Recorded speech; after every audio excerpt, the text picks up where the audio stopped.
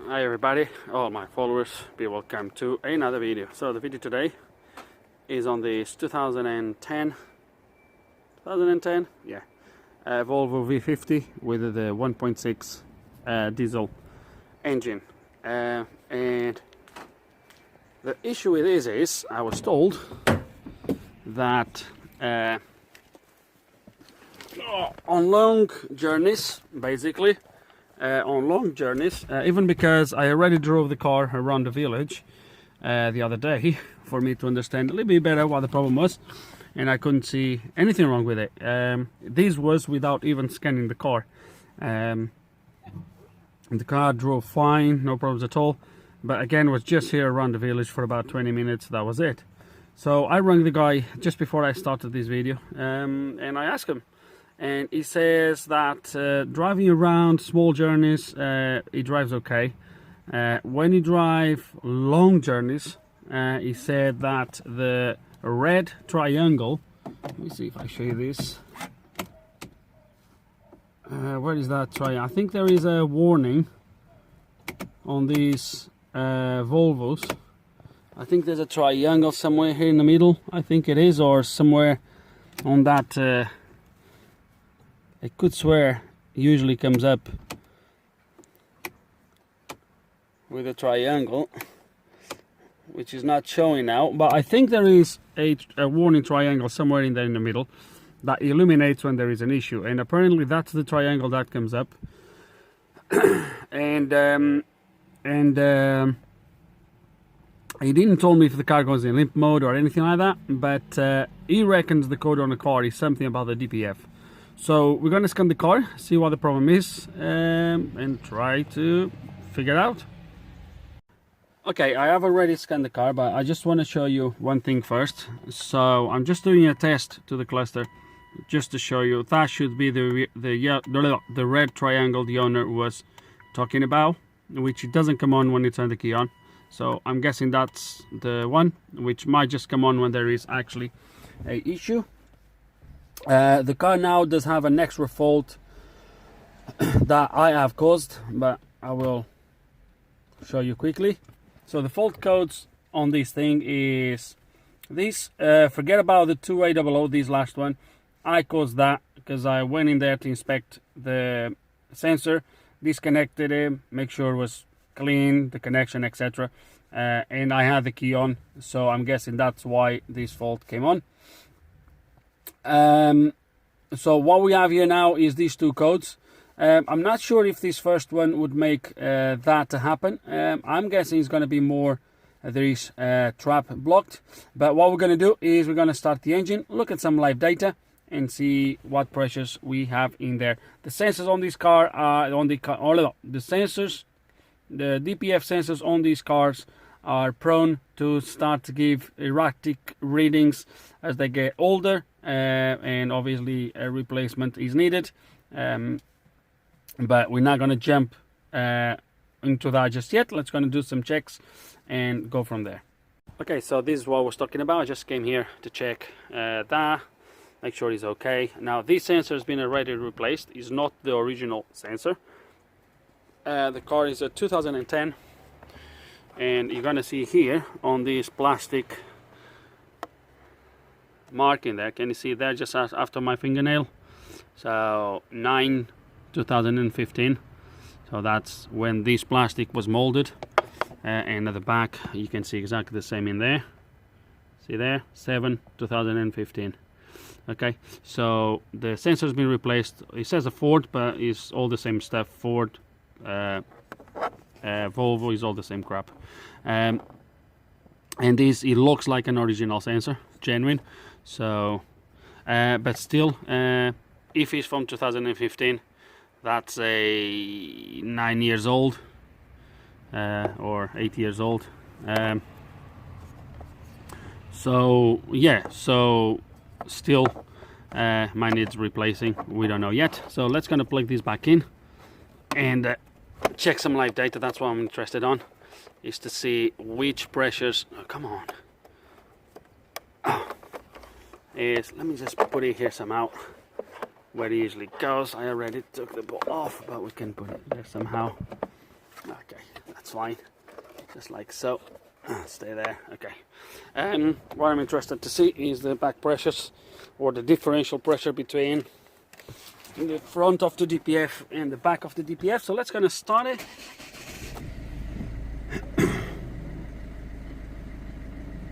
Okay, it's gonna go back. Actually, before that, I want to see the pressure just with the key on, because it should show 0. If it doesn't, then we have a problem, and it does show 0. There we go. Now forget about these 99.96. It's not the first time I've seen exhaust sensors that only start to read after a certain temperature. I'm not sure if this is the case though, but I've seen them definitely in the past, cars doing this, because it's going to be sensors that they are supposed to only give, not supposed, but basically, guys, what happens is, obviously the exhaust always going to be above 100 degrees, so there is really no point to have a sensor that's going to have a range from, let's say, from 0 to whatever. There's really no point. So these sensors only have a range, let's say, from 100 to 600 or 700 degrees. So there's no point to have lower readings, and the tool is going to give you that starting measurement, which is 99.6. We're going to ignore that for now. So what we're going to do now is start the car and see where that goes.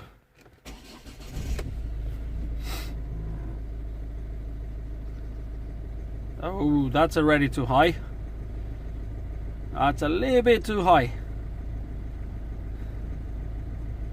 Oh, definitely is too high. So guys, the differential pressure for this engine, I would guess, should be somewhere between 0 and maybe 3-4 millibars tops.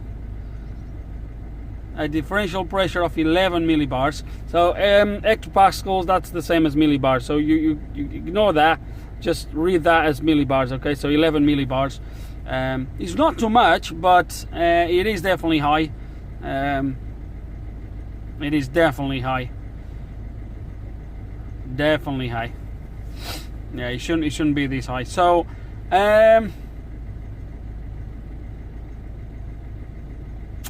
now,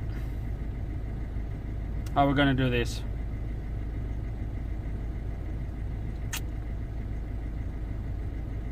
Now the thing we need to think is the sensor reading correctly?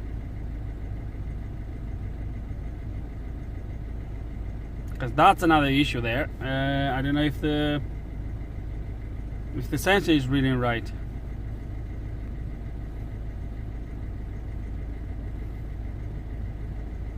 Okay, let me think. Okay, so what we're gonna do now is test the sensor. I want to make sure those readings are actually real, and the sensor is reporting the correct readings to the ECU. Now, I've been driving the car for a good half an hour, which I haven't recorded any of it. I just want to get myself familiar with what's going on with this. A few things are really strange. So the car is set in that code, but the car is not going to limp mode. So as I've showed you, did I show you? Maybe I didn't. I'll show you now. Is anything's gonna drop? I don't think it will. The car is not in limp mode, even though the code is set in there. So if I rev the car, it goes well past the 3000 RPMs, which is where these engines usually set the limp mode. So the car is not going to limp mode. Drives pretty much okay. It does have boost, it does have all that stuff, so it drives pretty well. I haven't seen the warning the guy was mentioned, so no warnings, no warning triangles, no nothing. The car drives pretty much okay. When you drive at about cruising 4th gear, 2200 RPMs, just above 200 on the next mark, above the 2000, so just the next mark after the 2000. 4th gear, the back pressure, or the DPF pressure, is around 100 millibars, which is definitely excessive for this engine. or pretty much any particle filter, but definitely for this engine is a little bit on high. I would like to see somewhere below 50 for within the reasonable values, below 50. But 100 is definitely high. I've tried a couple times to really load the engine and pull the engine really to the red line, and I've seen values above 3,000, above 300 millibars, which is definitely too high. So the next thing we're going to do, as I said, I want to see if this sensor is giving the right readings. The engine is running, so it might be a little bit noisy. I want to just tell you what we're going to do before we get there. So I want to do that, and after that, if that's okay, I think it's going to be really a DPF trapped or a DPF blocked. Now the only thing that is also a little bit weird to me is not just the fact that the car is not in limp mode, even with the code set on the ECU, no warnings, and another thing that is really weird is that the car is detecting a fault even without starting the engine. Now it could be that the car or the ECU wants to see maybe one cycle at least, or 2 cycles with the engine running without seeing the fault, to be able to clear the fault and not bring the fault back. Could be that, but it's really weird. So I'm gonna show you now.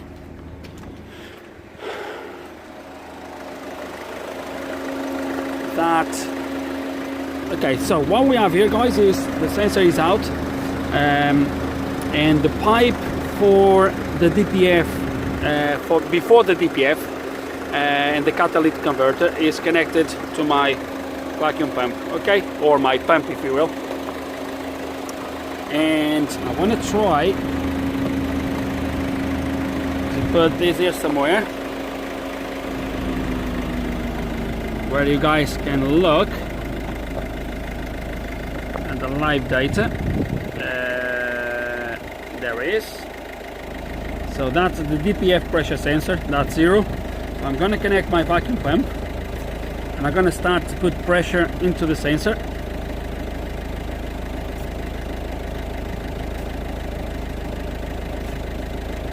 There we go.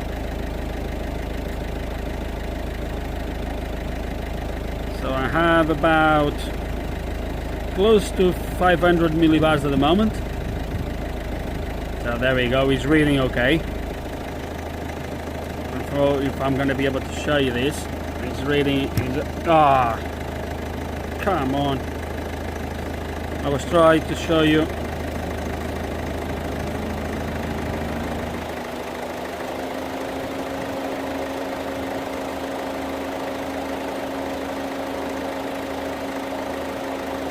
There you go, 500. And I just want to show you here about 500. That's reading.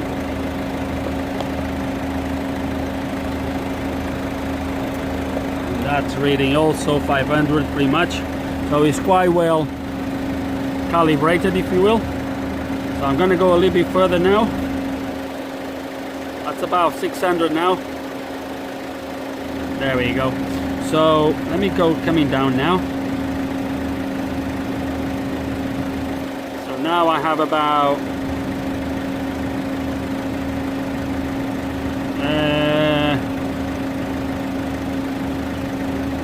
about 200 millibars now. It's gonna stop somewhere there, or yeah, somewhere around there. So maybe my gauge is not that sensitive and is not giving the correct, so 185 stopped in there. So maybe my gauge is not 100% accurate or sensitive enough not to bother with that. Okay, and pretty much 2 weeks later we are back on the Volvo. Just finished the BMW this morning, and we are back onto this. To be fair with you, I was waiting for some bits which I will show you in a second. But essentially, guys, after that test, what I've done is I went for a drive, and when I went for a drive, the car started to do something really interesting, and I had about 11 minutes of footage, but to be fair with you, too much mumbling about it, and you know, I talk too much sometimes on my videos. I do admit that. I just have two videos for that BMW with about an hour and 20 minutes each. And so look, what I've decided to do is I'm going to scrap that, apart from one small segment of that, and I will do a voiceover on that. But basically what was happening was this.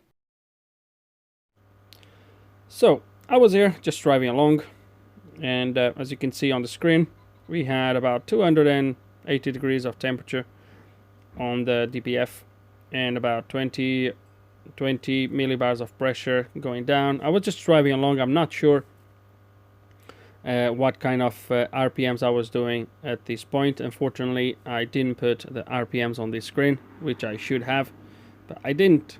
I do apologize. Anyway, driving along, and what you're gonna see here, guys, on this screen very shortly is that the car was constantly doing this in sort of cycles. But what it's doing is, as you can see now, the temperature is slowly going up. And just bear in mind that at this point the engine was fully warmed up, fully everything.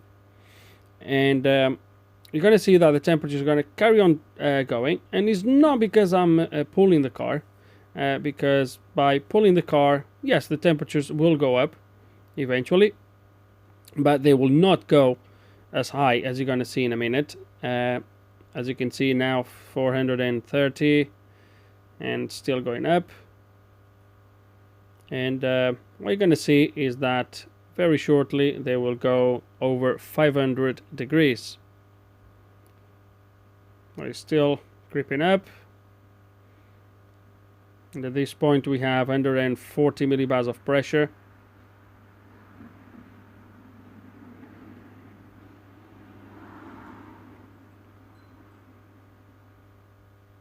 And it's still going. 165 millibars of pressure now, and as you can see, my DPF is now pretty much at 500 degrees, and it's still going up. And basically, guys, what you're seeing here is that the DPF gets to temperatures that are supposed to be when you are on a regeneration. Now here I'm stopping. And what I want to see right at the end of this screen is the pressure at idling. So I'm now stopping, and look where the pressure stopped. It stopped at around over 20 millibars idling. So, as you've seen, I don't know exactly what I'm going to say on that voiceover. I think the clip is not very long anyway, at least the part I'm going to use. But what you've seen, those temperatures rising up to about 500 degrees or whatever that was. What I can probably add to that, because I don't think I'm going to say that on that voiceover, but if I have, I'll just repeat it. What I've noticed is the car, if I would just carry on driving, the car was doing this on a sort of a cycle.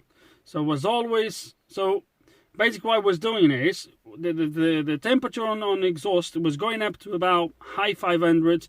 I even seen it at 600 degrees, and it would stay there for a few minutes with the DPF pressures, obviously depending on acceleration, but I've seen pressures to go well over 300 millibars.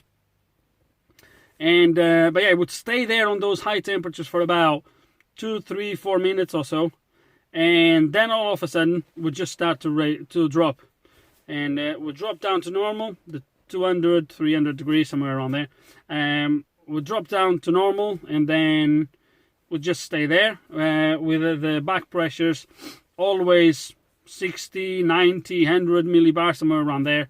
Obviously the pressure goes up and down, depends on your accelerator, but they're always around there.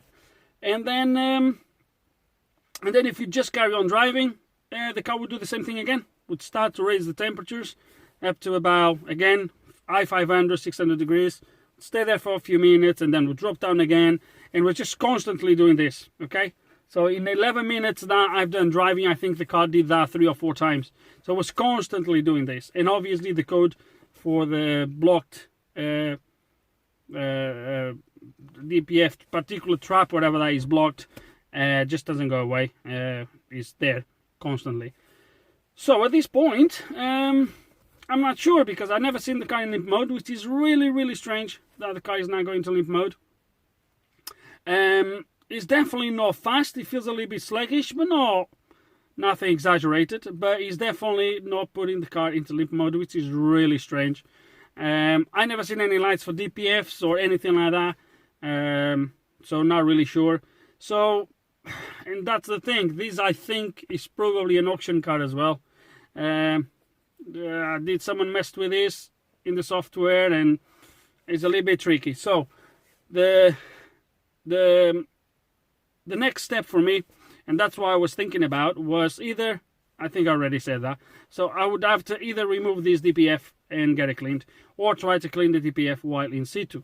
Now, to clean the DPF while it's in place, there is different ways of doing it, but they are all ended up being very similar. So what I decided to do is to buy some tools, which I was to buy for a long time, to be fair with you, but hopefully now I will be able to actually try them and see if they work. So I have the tool, and I have the bottle of DPF cleaner, which we're gonna get all prepared, and we're gonna try to clean this DPF. That's all we're gonna do. So hopefully that will work, and that will fix the problem. Okay, and the first thing, the oil level is too high, so we're gonna drain a little bit of oil in order to get it to the level before we do this. Yeah, it was definitely above the maximum on the dipstick, so we're gonna drain a little bit. I don't want to have to get under the car, so we'll do it using the vacuum pump. Okay, so let's see if this is okay now. I'm hoping it is. So I got, just hold a second. So I got nine of these bottles. They are about 120 milliliters. I was not filled them all the way up, but I was definitely taking 100, 110, somewhere around there. And I got 9 bottles out, and that to put the level at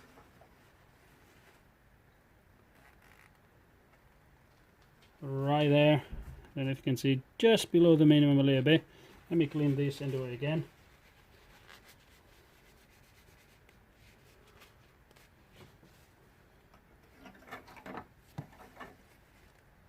There it is. So it's just below the maximum. Can you see there? Somewhere around there. So just below the maximum. To be honest, I think I might take 1 bottle more. Why not? I'll take another 100. So that's going to be pretty much over one liter of oil above the maximum. But so either the car has been trying all these regenerations and has been putting too much fuel, diluting too much fuel into the oil.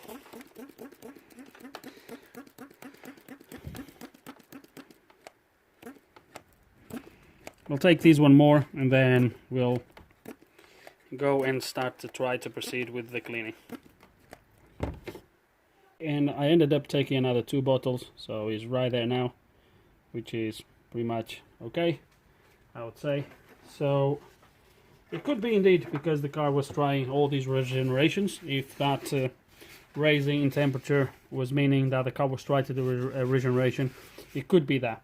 But that's not what we're going to do now. So what we're going to do now is, okay, and 100 pounds later, I got a hose, and I got this that some of you guys know exactly what I need this for. It would have been handy on these BMW just did to torque things like fuel lines, etc., torque them to specifications, which obviously I didn't have these type of sockets, which I have now. So, but I went to buy one of these, and I ended up buying that and that, £100. Anyway, go shopping, go spending. That's what the money is made for. Right, so what we're going to do now, because obviously this came with no fitting, so all we're going to do now is we're going to put one of these here, and then we'll carry on. It's already dark, but I'll try to see what we can do today still. Okay, and what we are going to try to do is clean the DPF using these apparatus here.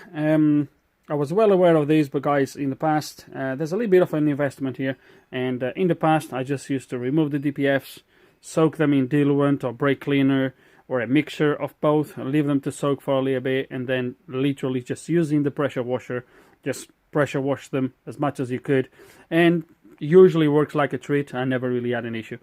But guys, it's December now, it's winter, it's cold. I didn't want to have to go through the hassle of removing the DPF and put it all back on and all that good stuff. So I just thought, I'm going to try this. I will invest, and if it works, then then next time I don't need to go through the removal of the DPF again. I do hope it works, because as I said, there is a little bit of an investment. But this, guys, is no more than a bottle where you're going to put the fluid. You're going to put the air pressure here. As you've seen, I just pour the bits. You put the air pressure here, and then you have this gun with this probe here that just screws in here, and you just inject through this flexible sort of probe here. This one is more to use on the hose that comes up to the pressure sensor. That's why it's flexible, etc. So you can push it down a little bit, and then you have these sort of bongos here to block the top, and you have a metal one here as well, maybe to use in things like if you do it on the temperature sensor, for example. If you can do it through there, there's an hard metal sort of injector here, if you will.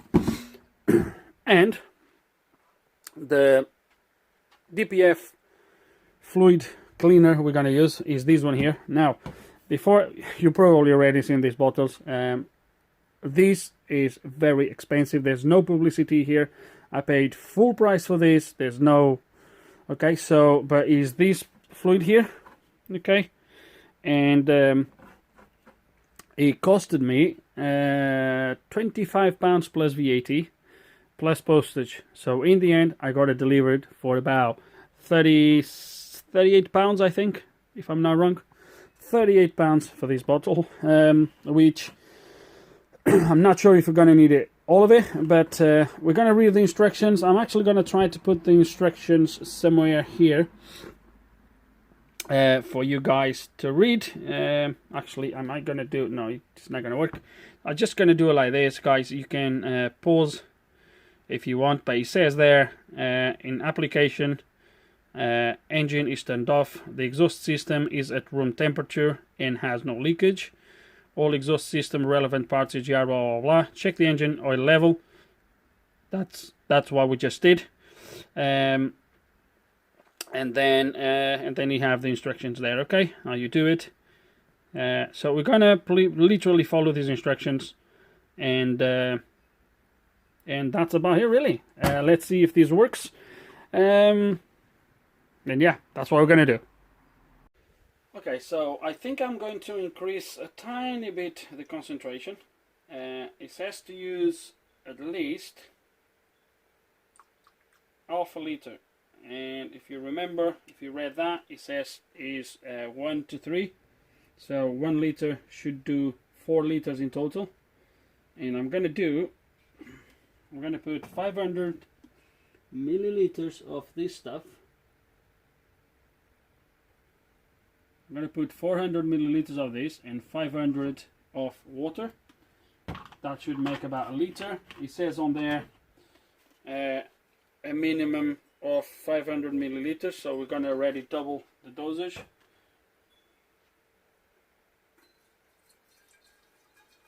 This smells like detergent, to be fair with you.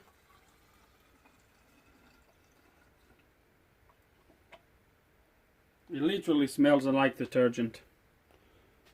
Now, let me get half a liter of water. Okay, half a liter of water. Now we're going to put this in there. There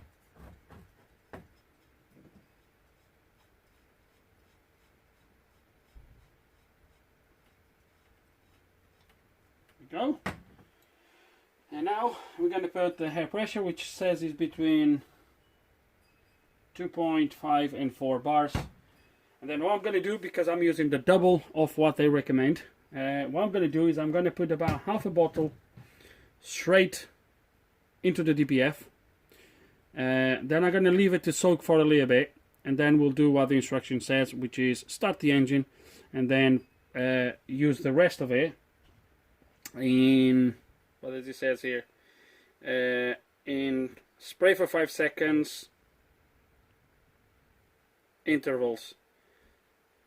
Yeah, so I'll do the rest of the bottle or the rest of the container where we're going to spray for 5 seconds, stop for 5, spray for 5, stop for 5 until the bottle is completely empty. Okay, so first of all, let's gonna set up this to 3 bars. Somewhere around there. So, there you go. 3 and a bit. Somewhere around there should do. And now, let's going to identify the hose that actually connects before the DPF, which I believe is going to be the thicker one. Be careful with that, make sure you get the right hose. Oh dear. Okay, I think I'm going to have 2. There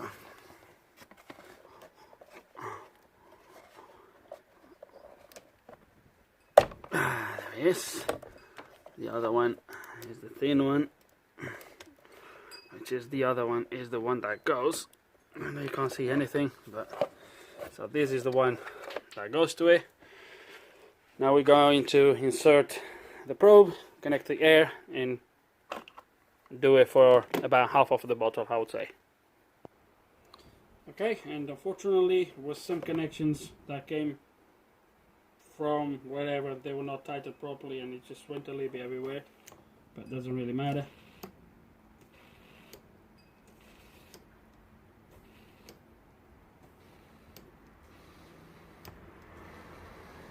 We're going to put about half a bottle. Should be about half a bottle now. So now we're going to leave it to soak for 15 minutes or so. Then we'll start the car and we'll carry on. Okay, and this has been standing here now for about, what's the time now? 10 to 6 for about nearly 20 minutes. And what we're going to do now is we're going to start the engine and then carry on emptying that bottle on those 5 seconds spraying, 5 seconds off. Let it to idle for a little bit, and then we're going to go for a drive and see if we can perform a regeneration, I think. See what happens. I never done this first time, so it's learning as we go along, but hopefully it will work. So that's going to take the maxi seals. There's no point for us to look at the pressures because the hose obviously is connected on that, so that's literally pointless. So we're going to start, and the engine is obviously cold. Let's see.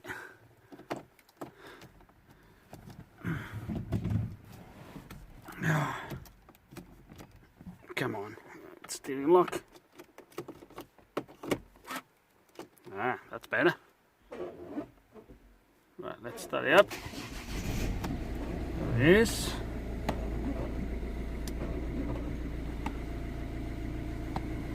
Okay.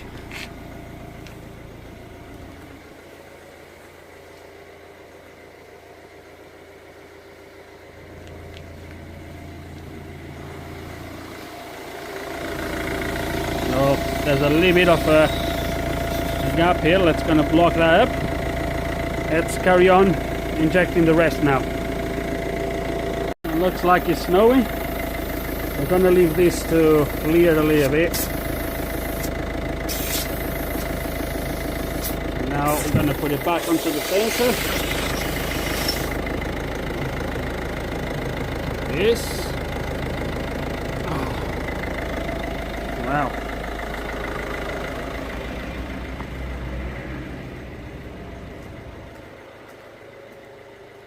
That.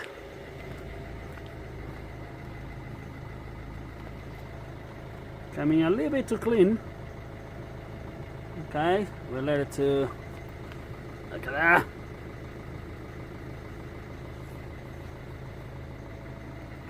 Let's load the live data on the MaxiSys now and see what's going on. Okay, so you have in there diesel particle filter, 66 millibars, and dropping. Look at that.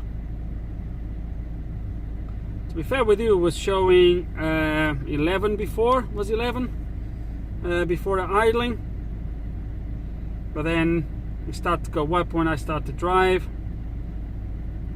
Okay, we'll let it to do this. Oh.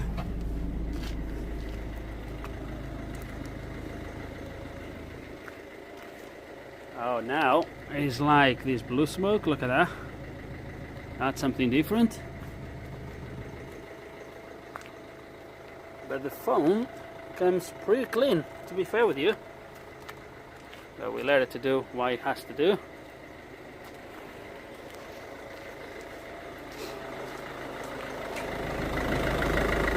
Let's give it a clean.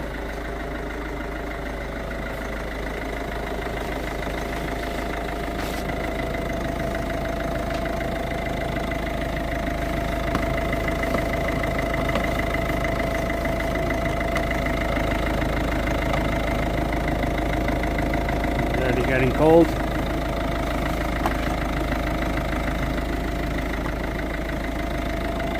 I don't know if there's any bad to the paint. I hope no. Shouldn't do, because there's no warnings about it, so shouldn't make anything to the paint, I hope. Okay guys, and at 2.5 RPMs we have 70 millibars. But let me tell you, it was actually about 120. But when I was about to start to record, my phone ran out of battery, so I had to go and put it on charge. And I'm gonna keep it on these 2,500 RPMs for a little bit. As you can see, it's dropping down.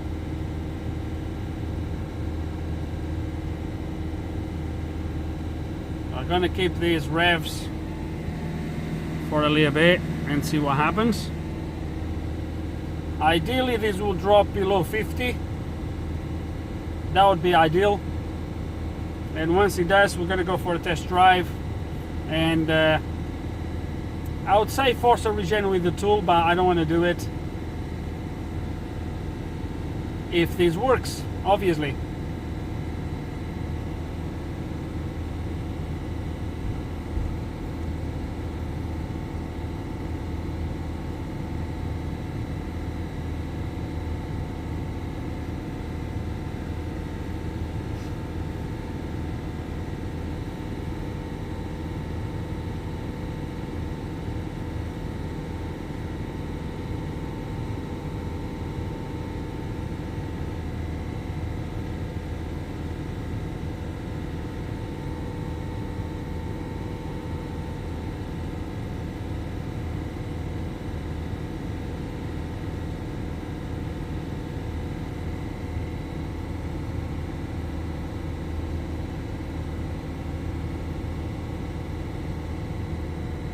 Okay, and after let it idle for a little bit longer, now at 2000 RPMs we have 39 millibars, and idling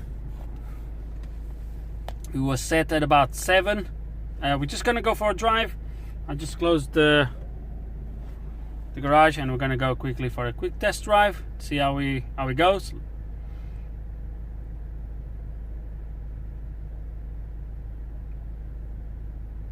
There we go. So let's gonna go for a drive and see what happens. Guys, I don't know if you can see, but the car is literally doing a regeneration, which is really good. Let me just get out of this roundabout.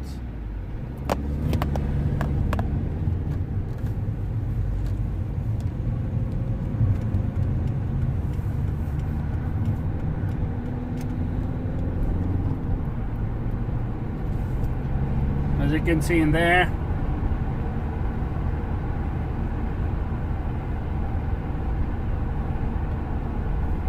I'm at about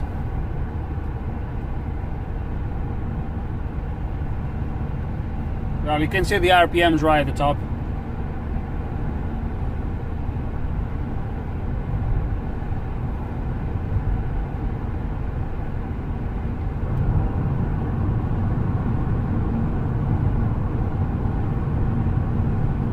I'm gonna try to drive for as long as I can, because this thing is low on fuel as well. Why people brings me the cars with no fuel is beyond my comprehension, but whatever.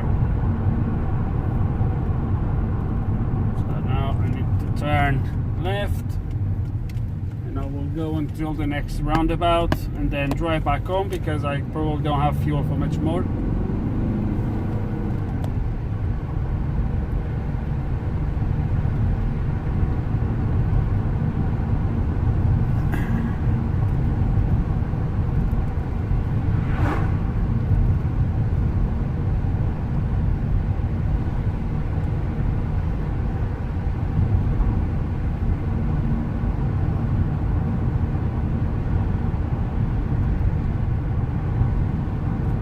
So I'll stop recording now, and then I will show you later, because there's no point for you guys to be just here looking at these live data.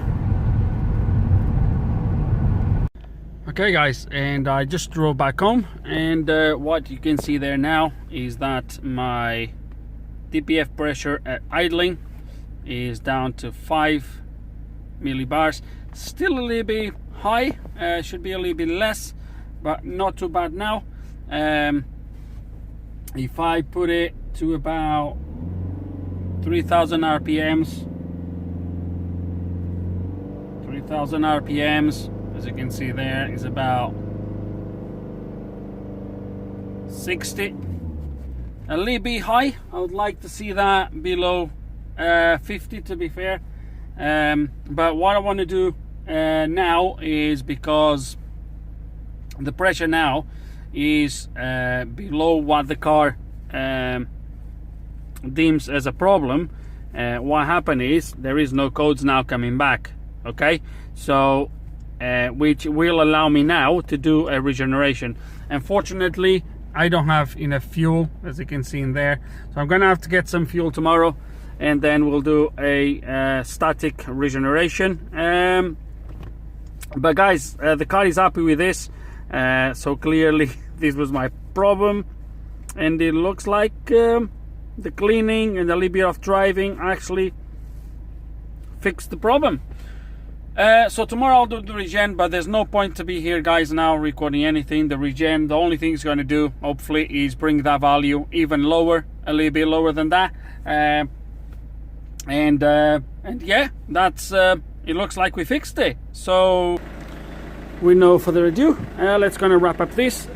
Just one thing, I'm really happy that that actually did work. Really pleased with the result, as you guys have seen. Yeah, it is a little bit of an investment, but recommended. At least it worked pretty well in this case. So without further ado guys, hope you enjoyed the video. Hope there's something here you might find useful. Maybe you learned something, who knows. If you do still have any questions or any comments, you guys know exactly how it works. Just put them below, and like always, thanks for watching.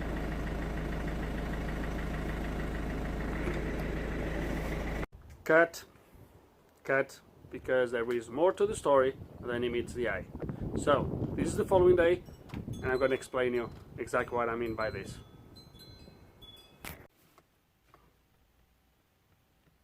What? This is not right. What the heck's going on? But before I do, let me ask you this. Did I deceive you in thinking that the car was fixed? Be honest. Go below and tell me. Right. So, no, the car is not fixed. It's going to be very soon, but it's not fixed yet. So, the clip you have seen with this little emoji in the corner, it was done deliberately, because before I go home, on the way home, after the previous clip where I was showing you the graphical data, so after that I realized something, and then I thought, I'm going to do this. I'm going to record as if the car is fixed. So it was all planned, guys. Don't think I'm coming back now because I found something else. I knew already what the problem was on the way home after a few more, not tests, but after looking at something that looked a little bit weird to me. So let me explain it. So after the last clip you've seen with the graphical data, when I showed you the car was doing a regen, literally within 30 seconds of me stopping, the temperature started to drop. And I thought to myself, no, he's doing the same thing again. And better behold, he was. So I carry on driving a little bit longer, though this thing is nearly running dry. But I carry on driving for a little bit longer, and the car was doing exactly the same thing as before. Temperatures would raise, would go up to about 580, 5 something. I even seen 600 again on the second time. And it would stay there for 2-3 minutes, and then would drop again. And then would drop for a few minutes again, and then would go up again, and the car was just constantly doing this. Which, if it was doing this all the time, means that DPF would have to be cleaned, because let's face it, if the car was running for 2 or 3 minutes every so often, it would be burning any soot on that DPF. So probably the DPF was clean already, sort of. Which actually kind of explains, although it was the first time I tried to clean a DPF like this, so I was not really sure what to expect, but you would explain why the foam that came out of the exhaust was so white, so clean. Again, I was not sure what to expect, but I thought to myself, if this is going through the DPF and is cleaning the DPF, surely this foam would have to collect soot, debris, all this black stuff, and it should come out grayish black, maybe, I don't know, but the foam we had coming out was pretty much clean. I haven't seen any sort of black foam or anything like that, which could be explained now by the fact that the car was doing this sort of high temps on a sort of a cycle. Anyway, I got back home, and on the way home, as I was saying, so after I've seen the car was doing the same again, I came back and I stopped, and I start to look better through live data, and I start to think to myself, look, the only next thing would have to be the sensor. Is the sensor reading correctly? And something happened that was a little bit like, whoa, what is this? And it might be that I did the same the first time I was driving the car, and I was just not paying attention, maybe, or it didn't click. But the second time it definitely did. So one of the things that happened was I stopped, and I was looking at the live data while the car was idling, and the car stopped idling at 18 millibars, 18. And then I turned my head around, went back, and it was reading 11. I thought, what? How did it change from 18 to 11 this quick?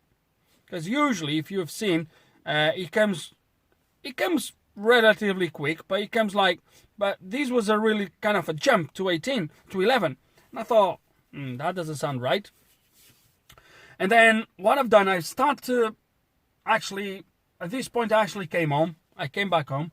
And then what I've done here, while I was stationary in front of the garages, I've started to rev the car to like 2,000 RPMs, leave it there for a few seconds, and let it to idle again. And then do it again to 4,000, and do it again, 3,000. Different, I was stopping at different revs, and then let it to idle. And what I've started to notice was that the car, more often, wouldn't stop at the same pressure. Sometimes would idle at 20 millibars. I've seen it actually at 22 millibars, which is obviously way too high. And then I would do it again, or a few times later, it would idle at 11.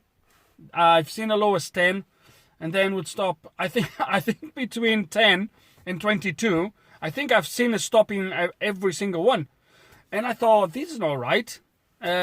Obviously, over time, the DPF will start to get clogged, and the idling pressure would start to raise. But not here within 10 minutes or so. It wouldn't bounce this bad. And the thing was not bouncing like in one way. It was bouncing randomly. Sometimes it would stop at 11, sometimes 18, sometimes 15, sometimes 14, sometimes 20. It was all over the place. And I thought, this is going to have to be the sensor. So I thought to myself, do I have a way of proving that the sensor is bad? Only really way would be if I would have something really accurate that I could put in line with the sensor that could actually read the pressure in millibars for me before the sensor, or along with the sensor, so I could compare the real measure, let's say from a gauge, the real measure against the measure from the DPF sensor.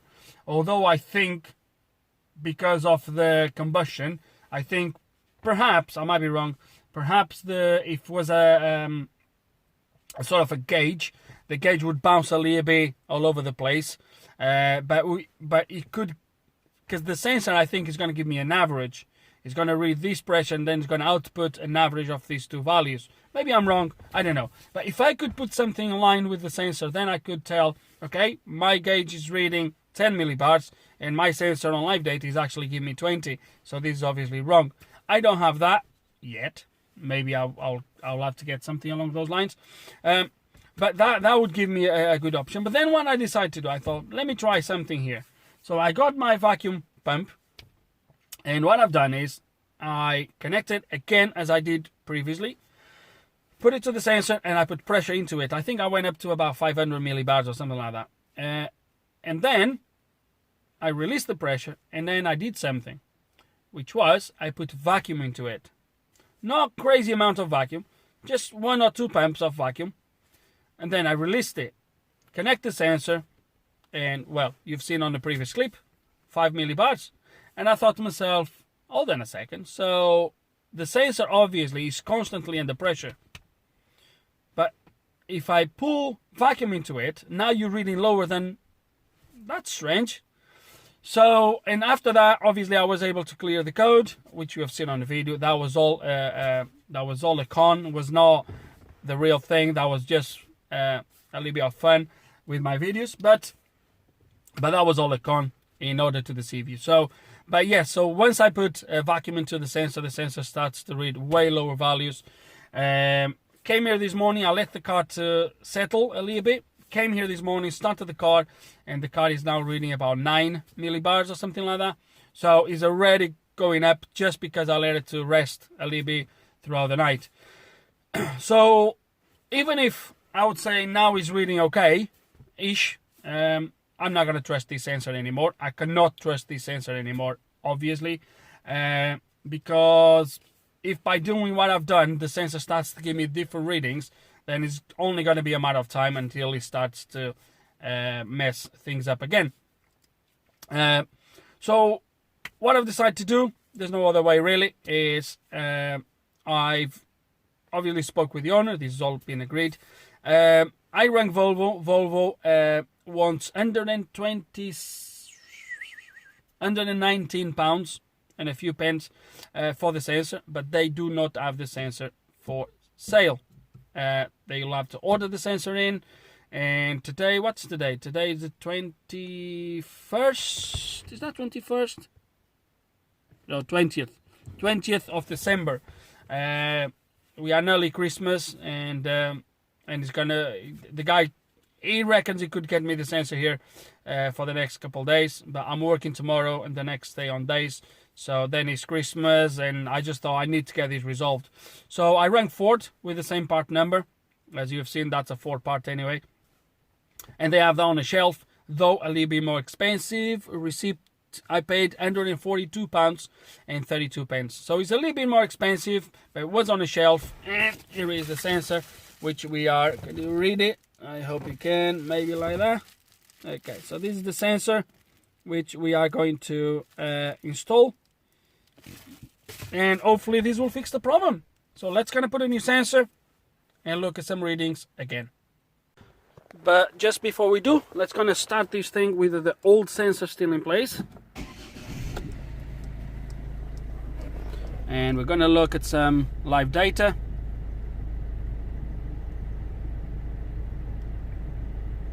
As you can see, it's going up. Usually stops at about 9, somewhere around there, I think.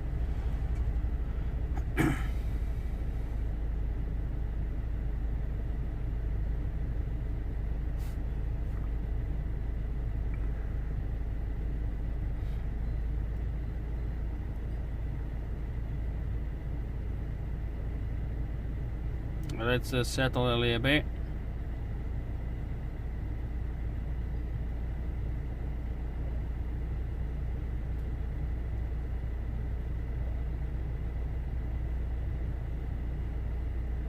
There we go, it's going to 9. It usually settles around 9, but all I want to show you is that when you get here, you have the same code back in. So now let's gonna put the new sensor and hopefully see the difference. Okay, the new sensor, that's the old one. The new sensor is now installed and we are back down to 6.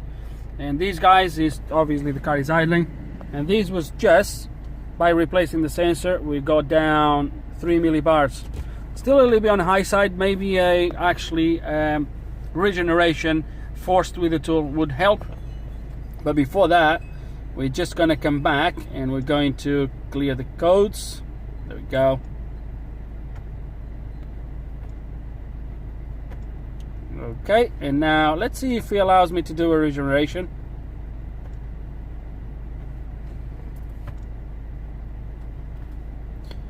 Uh, 45. I don't know if this is all met now. Let me try to see if it allows me to do it. Operation failed, so maybe it's not met some of the conditions yet. Maybe one of the temperatures. Let's wait a little bit longer and then we'll try. And here it is, doing a regen on his own.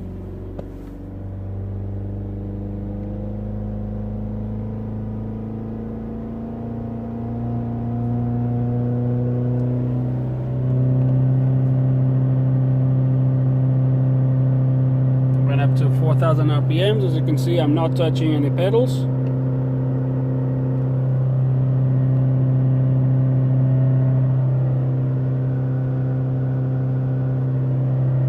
We'll let it to do this, and hopefully we will wrap up this video. And looks like it's just about to finish.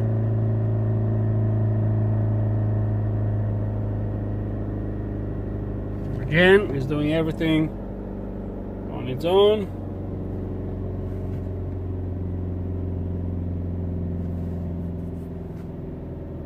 It lasted about maybe 5 minutes, I think, perhaps.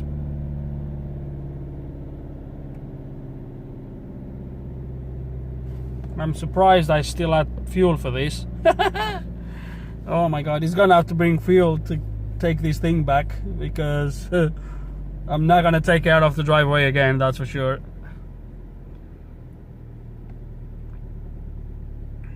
Okay, so finishing.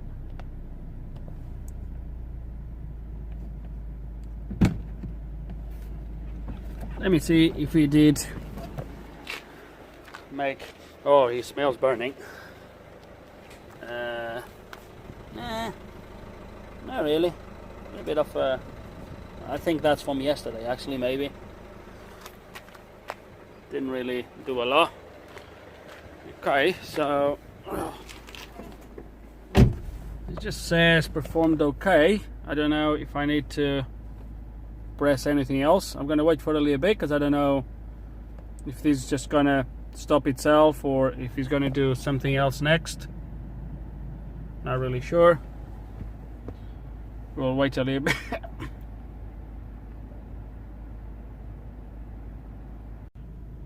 Okay, and that was just there doing nothing, so I just pressed stopped. I stopped and I came here to live data, and as you can see is now reading about 7 millibars, which, to be fair with you, is still a little bit high for this car. This car should be around 2 to 3 millibars idling. That's a little bit on the high side, especially after a regen as we did. It should definitely be lower than this, so I might recommend the owner that you might need a DPF. It might be that this DPF is actually too clogged and it might need replacing, or it might need removal and clean it in a different way. But for now, guys, the important part is that the car is happy with it, and if the car is happy, we happy. So that's all it matters. So In the end, guys, definitely a sensor, because that sensor, once I messed with it by putting vacuum into it, it started to give me completely different readings. So definitely needed a sensor. And then the cleaning, guys, of the DPF that we did with that chemical, whatever that is, I'm not sure if it worked or not. It could be that it helped, and it made things a little bit better. I think a different car with different conditions, that will might show me if that will might have the opportunity to prove if it works or not. But at least for this car, guys, now, yes, this is a fix. Now I'm happy to wrap up this video.